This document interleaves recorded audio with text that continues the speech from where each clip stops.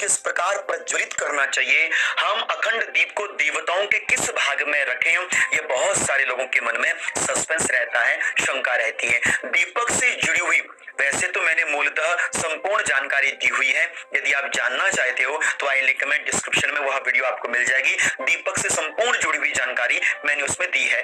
तो यहाँ पर मैं आपको बताना चाहता हूँ अखंड दीप से जुड़े हुए कुछ तथ्य शास्त्रोक्त विधि के अनुसार। आप यहाँ पर देख सकते हैं अखंड दीप को प्रज्वलित करने के लिए हमको कैसा दीपक लेना चाहिए।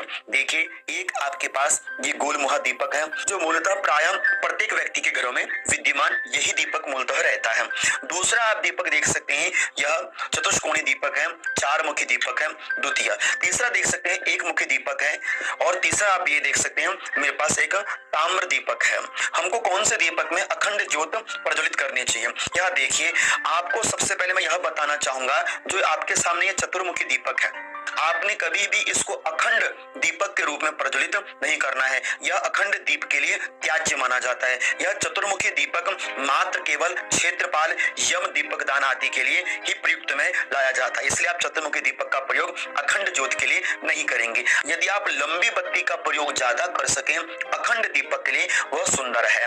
और यदि आपके पास ऐसी व्यवस्था नहीं है, और यदि आपके पास इस प्रकार पीतल का दीपक है जिसमें आप अखंड ज्योत प्रज्वलित करते हैं माता के लिए, तो यह भी सुंदर है, यह भी ठीक है।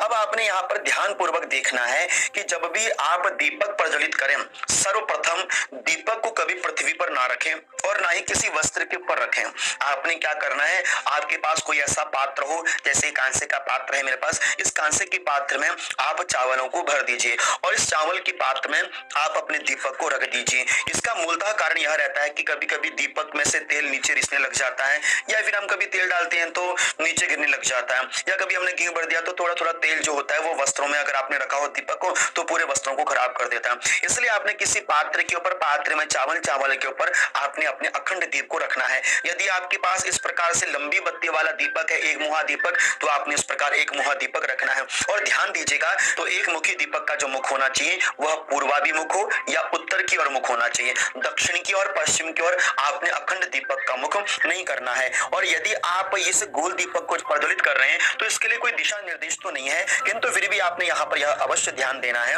कि जब भी आप अखंड दीपक को प्रज्वलित करेंगे इस गोल दीपक में, तो आपने इसको देवताओं के किस भाग में रखना है, यह मूलतः आपको समझना है। देखिए, आप सर्वप्रथम यहाँ पर अखंड दीप के लिए आपने दो प्रकार की वर्तिका का प्रयोग करना चाहिए। एक वर्तिका है लाल वर्तिका और दूसरी वर्तिका यहाँ पर सफेद वर्तिका। यह दो प्रकार की वर्तिकाओं का प्रयोग मूलतः अखंड दीपक प्रज्वलित के लिए किया जाता है। और यहाँ पर आप देख सकते हैं मैंने कुछ यहाँ पर फूल बत्ती खड़ी जोत बनाई हुई है। यह मौली के धागे की बनाई है और यह रुई की कपास की बनाई है। आप जब भी अखंड ज्योत प्रज्वलित करेंगे आपको इस प्रकार की खड़ी बत्ती का प्रयोग या फूल बत्ती का प्रयोग अखंड ज्योत के लिए नहीं करना है। यह अखंड ज्योत के लिए बिल्कुल भी प्रयुक्त नहीं रहती है। आपने अखंड ज्योत के लिए मूलतः लंबी वर्तिका का, लंबी बत्ती का ही प्रयोग करना चाहिए, क्योंकि हमारा शास्त्र कहता है कि सित वर्तिका और रक्त वर्तिका यह उपयुक्त रहती हैं अखंड दीपक के लिए। उसके उपरांत आप यहाँ पर देखिए, आपने इसको रखना कहाँ है। यहाँ पर एक मैंने माँ भगवती की प्रतिमा ली है, आप देख सकते हैं माँ भगवती का यह दाहिना हाथ है, यह बायां हाथ है। अब यहाँ पर शास्त्र क्या कह रहा है, शास्त्र कहता है कि घृत दीपो दक्षिणश्चात तैल दीपस्तु वामतः। जो घी का दीपक होता है वह देवताओं के दाहिने भाग में रखना चाहिए और जो तेल का दीपक होता है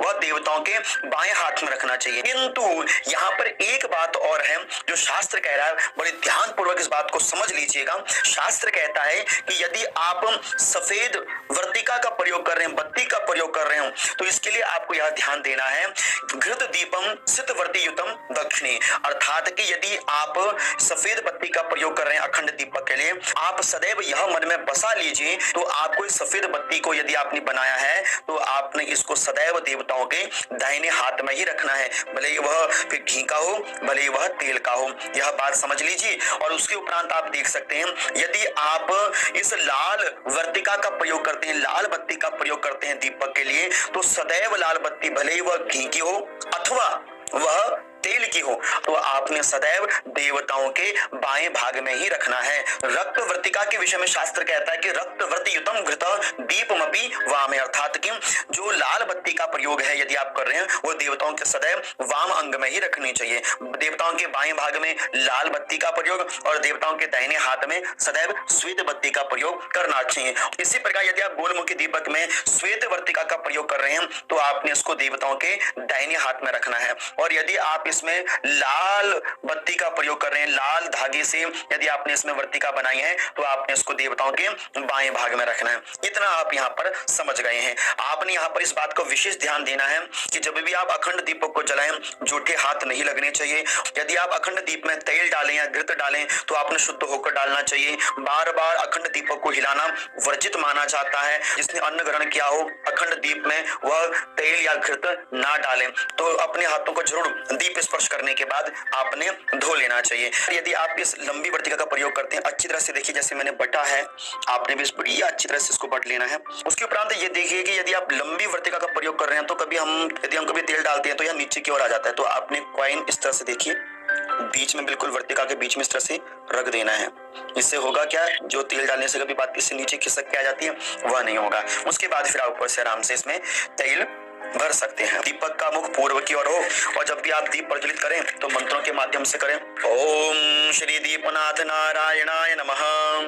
ओम दीपो ज्योतिः परम ब्रह्म दीपो ज्योतिर्जनार्दनः दीपो हरतु मे पापम अखंड दीप नमोस्तुते।